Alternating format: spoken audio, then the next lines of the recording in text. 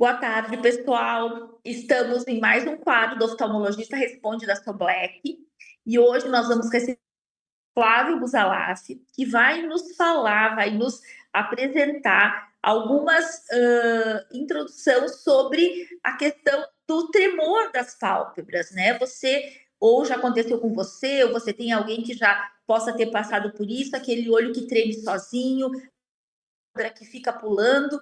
Será que isso é grave ou não? O que nós podemos fazer quando isso acontece? Então, hoje nós vamos conversar com o Dr. Flávio, que vai nos falar um pouquinho sobre esse assunto. Boa noite, doutor Flávio, seja bem-vindo. Nós agradecemos a sua presença. Oi, Karina, boa noite. Obrigado vocês pelo convite, né? É sempre gostoso fazer um bate-papo com o pessoal da Soblec. Isso. E vamos lá, vamos conversar. Então vamos lá. Nos conte, doutor Flávio, o que é esse tremor involuntário da pálpebra? Quando ela começa a pular, tremer, o que isso significa? Então, Karina, é o seguinte, a gente fala o tremor ou mioclonia palpebral ou mioquimia, né? Então, são tremores involuntários, repetitivos e rápidos, né, das pálpebras, tanto superiores quanto inferiores, principalmente das pálpebras de baixo, né? E que pode durar geralmente de segundos a minutos. Geralmente uma condição é muito comum acontecer isso aí e bastante benigna. Geralmente é muito benigno, né? São raros os casos malignos, mas geralmente é benigno. Então, normalmente isso não é grave. A gente não precisa ficar preocupado com alguma doença ocular ou alguma coisa neurológica nesse sentido. Como é que a gente pode diferenciar isso? Sim, então assim, Karina, por exemplo, quando que a gente vai se preocupar, então, né, com esses tremores? Então, como eu falei, geralmente eles duram de segundos a minutos, né? Mas assim, aqueles casos onde os tremores duram semanas ou meses, eu tive pacientes que chegaram depois de meses, 2, 3 meses de tremores nas pálpebras comigo. Isso não é tão raro assim, tá? Então, assim, nesses casos mais sérios, em que a pessoa tem um tremor mais prolongado, um sintoma são mais intensos, né? E quando os dois olhos são afetados mutuamente, concomitantemente, então o paciente tem que se preocupar. Geralmente, Karina, se for da parte neurológica, né? Quando que o paciente também fica um alerta, né, para a pessoa que começa a ter esses tremores, né? E está associado não só ao tremor, mas tem alguma outra coisa associada. Então, quais coisas associadas? Por exemplo, visão turva, nós temos que se preocupar, né? Quando o tremor também já afeta outras partes do corpo, tem que se preocupar. E também quando você tem uma fraqueza muscular, né? Então, aí é interessante ou você procurar já ir para o seu oftalmologista, né, que ele vai te direcionar, ou você já procuraria um neurologista. Perfeito. Então, aqueles tremores que são breves, que duram segundos, né, que dura até no máximo uma semana, duas, que a gente tem uma frequência não tão alta assim durante o dia, nós não precisamos nos preocupar, né? E qual Sim. é a causa desses tremores? Então, geralmente, Karina, como são situações mais benignas, então depende muito do dia a dia da pessoa. Então, aquelas pessoas usuários que usam em excesso os monitores, né, tanto computadores, celular, tablets, pacientes estressados, agitados, ansiosos, geralmente podem apresentar esses tremores. Pessoas que têm uma privação do sono também, né, aquele sono ruim, pessoas que não dormem, insônia, pode apresentar tremores. Cafeína, consumo excessivo de cafeína ou mesmo álcool. Café. Isso. Então, assim, procurar diminuir um pouquinho. Se às vezes você pergunta ao paciente, a pessoa vendo na clínica, eu tomo muito café. Só de diminuir o café, a pessoa já se sente bem. Não só café, tudo que tem cafeína, café, chá, chocolate, Coca-Cola. Engraçado que nessa era dessas suplementações, aquele super cuff, Karina, que você toma para dar um estímulo para treino. Isso. Uhum. Então, eu tô pegando muitos casos nisso agora no consultório. E, infelizmente, a pessoa às vezes tem que parar de tomar isso aí. Síndrome do olho seco também, Karina, pode provocar, né? Então, assim, isso também é desencadeado por muita tela, a gente sabe disso, né? Claro. Então, pessoas que ficam o dia inteiro na frente do computador, com o ar-condicionado ligado, então, eu sempre oriento, né, o paciente a dar um descanso também, né, nos intervalos. E também, Karina, uma coisa que eu não sabia, que depois eu busquei, é com pacientes com deficiência de magnésio, que podem ter Olha isso aí aí. associado. Veja só. Por isso que tem as suplementações com magnésio hoje em dia, Karina. Isso é interessante Sim. também. Que interessante mesmo. Na verdade, é muito comum, né, Flávio? O paciente chega com essa queixa no consultório e aí tu vai conversar com ele, anda estressado, anda dormindo pouco, anda trabalhando muito, muita tela, muito café, e sempre bate. Não, realmente, eu tô muito estressada.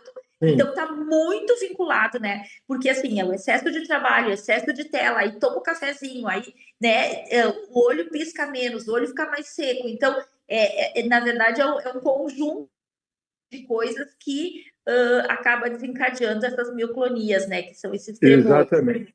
né? E Exatamente. existe, Flávio, alguma faixa etária, assim, que é mais comum isso acontecer? Bom, Karina, teoricamente não. Ele pode afetar qualquer faixa etária, né? Principalmente adultos jovens, né, que usam muita tela, ou qualquer pessoas que usam tela, né? Então, Tá.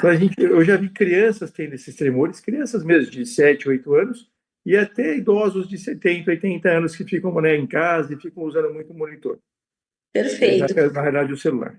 Claro. E além dessa higiene, vamos dizer, do ambiente, né, diminuição do estresse no dia a dia, existe mais alguma coisa que a gente pode, nesses casos, assim? O que possa fazer, Karina, você perguntou, cortou um pouquinho, o que possa fazer? Isso, Então, isso. então assim, Karina, o que a gente orienta? Então, por exemplo, eu falo para o paciente o seguinte, olha, a gente pega aquelas pessoas que ficam o dia inteiro trabalhando no computador, né? A gente trabalha, né, Karina, mas a gente olha para longe, vai examinar, volta. Aquelas pessoas que ficam o dia inteiro no computador, a gente sempre orienta o seguinte, fazer aquela higiene visual, né, como você disse. Então, por exemplo, o que orienta? A cada 1h30, 2 horas que você está na frente do monitor, sai um pouquinho, olhar para longe por 3 a 5 minutos. Vai tomar uma água e volta. Eu falo que às vezes até é impossível no dia a dia dar essas paradas. Porém, é importante pessoas que têm essa sensibilidade. Então, até falo para marcar no celular. Procurar pingar lubrificantes, né, Karina? É importante, pacientes que têm olho seco, pingar lubrificantes, é legal fazer isso. Então, a gente recomenda de 2 a 3 vezes por dia, mais ou menos. Diminuir o café, diminuir o álcool, lógico.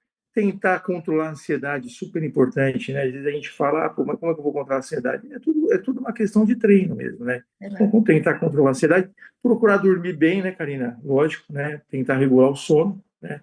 Às vezes tem Claro. pacientes que são muito ansiosos aí, a gente até orienta um psicólogo, até mesmo um psiquiatra, e nesse caso do magnésio, Karina, fazer até a reposição do magnésio. Pois é, interessante. É. Porque o que acontece, Karina? O magnésio, né, o que ele faz? Ele atua, né, ele ajuda no funcionamento dos neurônios. Então, quando você tem uma deficiência de magnésio, então assim, e os neurônios eles provocam um estímulo muscular, né? Então, quando você Sim. tem uma deficiência de magnésio, você tem uma hiperexcitabilidade, os neurônios ficam mais excitados. Então, Claro. aí que vem as contrações. Então, vem as Isso. câimbras, vem as mioclonias, entendeu? Por isso que eu estava falando que vem essas reposições de magnésio para diminuir essas câimbras, essa coisa toda. Então, eu tenho magnésio treonato, tem outros magnésios. Então, esse do magnésio me chamou a atenção porque eu achei bem interessante mesmo. E é uma coisa interessante, porque esses pacientes anteriores, né, que eu realmente não tinha me atentado ao magnésio, e aí depois, lendo alguns trabalhos, eu vi isso aí, que agora eu vou começar até a pedir a dosagem de magnésio no sangue. Perfeito, excelente. Flávio, e outra coisa que eu tive dois pacientes com blefaroespasmo, né? Que é aquele espasmo mais importante, onde realmente a gente tem quase fechamento involuntário do olho, né? E um deles não conseguia usar lente de contato porque tinha que usar lente rígida e a lente saltava. Sim, Quando o paciente tem um blefaroespasmo, né, ele tem realmente um desconforto muito grande, né, porque passa aquelas contrações involuntárias mais intensas e chega a fechar o olho, né, são desconfortáveis e esteticamente são muito ruins também, né. ruim. É. E o que a gente pode fazer nesses casos? Então, Karina, legal você ter levantado o blefaroespasmo, né? A gente tem o blefaroespasmo, que é uma das causas desses tremores, mas aí no caso, a mioclonia, na realidade, já é um tremor um pouco mais leve, né? São Isso, repetidos e uns tremores mais leves. Como você disse, o blefaroespasmo é um fechamento, a pessoa ela pisca muito forte, e aí dá até uma cegueira, entre aspas, funcional, a pessoa acaba não enxergando mesmo, né? E claro, nesse caso, Karina, a gente tem que recorrer ao Botox mesmo, a toxina botulínica, é para aliviar. importante. E aí a pessoa tem, né, como se é o blefaroespasmo essencial, que não tem nenhuma causa, Então, a pessoa continuamente, a cada 4, 6 meses, você tem que fazer essas aplicações. Né? Então, isso é muito comum acontecer também. Então, resumindo, né, Flávio, que eu acho que é para o pessoal entender, ratificar o que você falou. Então, assim, as mioclonias, aquele tremorzinho involuntário, né, que a pálpebra fica pulando, que dura no máximo 2 semanas, né, que não acontece tão frequente durante o dia, que está mais relacionado a essas questões de cansaço, de estresse, de falta de sono, de consumo de cafeína, a gente não precisa se preocupar. Aqueles espasmos onde tem uma duração maior de 2 semanas, mais intensos, onde a gente tem um fechamento ocular, a gente precisa investigar a causa, né? Que pode ter uma causa neurológica ou não, né? Ou não. Aí, se não tiver, vai ser o blefaroespasmo essencial, que aí a gente pode lançar mão da aplicação de toxina botulínica, né? Sim. E aí, Karina, nesses casos que são mais intensos, né, assim, são raros, é raro acontecer isso, mas existe, né? Aí do paciente, assim, o paciente vem procurar nós, né? Tem que ter essa sensibilidade de vir ao oftalmologista ou direto no neuro, porque tem que descartar doenças neurológicas, tipo uma epilepsia, um AVC, uma esclerose múltipla, Parkinson, que são doenças que podem estarem associadas com a mioclonia. Inclusive, Karina, por exemplo, eu peguei um paciente, né, veio um paciente até com um diagnóstico, ele veio com um diagnóstico, ele chegou e falando esse diagnóstico para mim, chamado síndrome de Jevons. É uma síndrome que a pessoa tem a epilepsia associado à mioclonia palpebral. E eu fui buscar e realmente existe essa síndrome, é isso mesmo, e geralmente ela está em torno de, né, ela representa 3% mais ou menos de todas as epilepsias. Né? E ela tem até uma tríade, né? Assim, são 3 características essa síndrome. A pessoa tem essa mioclonia, tem os espasmos e tem as convulsões. Olha só. Então, assim, e a pessoa veio, você vê, e ela tinha essa mioclonia. E assim, então, é uma coisa, não é tão rara, mas se você pegar de cada 100 pessoas, 3 podem ter epilepsia com essas mioclonias. Então, é importante, quando a pessoa apresenta esses tremores palpebrais de longa duração, realmente procurar o médico para descartar, porque se é uma coisa passageira, vai passar mesmo, né, Karina? Vai desaparecer. Mas o problema é que se é uma coisa séria, então, assim, a pessoa às vezes pode estar comendo bola e deixar passar uma doença séria, uma doença neurológica séria. Exatamente. E aí é na anamnese, na conversa com o paciente, que a gente vai também, né, poder fazer esse diagnóstico diferente, precisa de uma investigação maior ou não. Né? Então, na dúvida, consulte seu oftalmologista, converse com ele, né, para poder fazer essa investigação caso tenha necessidade. Doutor Flávio, mais alguma coisa que eu gostaria de nos falar sobre esse assunto? Algum recado assim, público? Uma coisa que eu vi esse ano, Karina, é que o Ministério da Saúde, né, ele colocou ele destacou esse tema de tremor palpebral como um tema de saúde pública mesmo, né? Assim, então enfatizando que é importante, né, a pessoa quando tiver um sintoma se atentar para esse sintoma e ir buscar uma orientação médica, sabe? Então assim, até o Ministério da Saúde ele reconheceu essa doença como um tema importante, né, que tem que ir atrás mesmo. Justamente por conta de prevenir essas outras doenças, sabe? E na verdade, também, né, Flávio, pode ser um aviso para o paciente, né, que às vezes está com a vida tão corrida, e não se dá conta do tamanho do problema, né? Então, assim, é um sinal, ó, para aí, vamos. Exatamente. A coisa não está bem, né? É isso mesmo. E é isso aí, Karina, mas às vezes, muitas vezes, né, Karina, a gente, como é oftalmologista, a gente muitas vezes descobre, né, na clínica, problemas sistêmicos, né, problemas do corpo, só fazendo avaliação ocular. Então, às vezes, a gente consegue, muitas vezes, ver uma hipertensão fazendo um fundo de olho, ver uma diabetes, não é, Karina? A gente vê uma esclerose múltipla, muitas vezes, fazendo o reflexo da apneia dos olhos. Quer dizer, então, você procurar o seu oftalmologista de confiança é muito importante. Perfeito, excelente.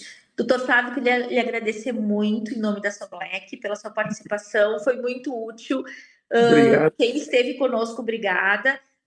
Se você tem alguém que se interesse por esse assunto, as lives ficam todas gravadas lá no @soblack e você pode acessar a qualquer momento. Muito obrigada e uma boa noite a todos. Boa noite.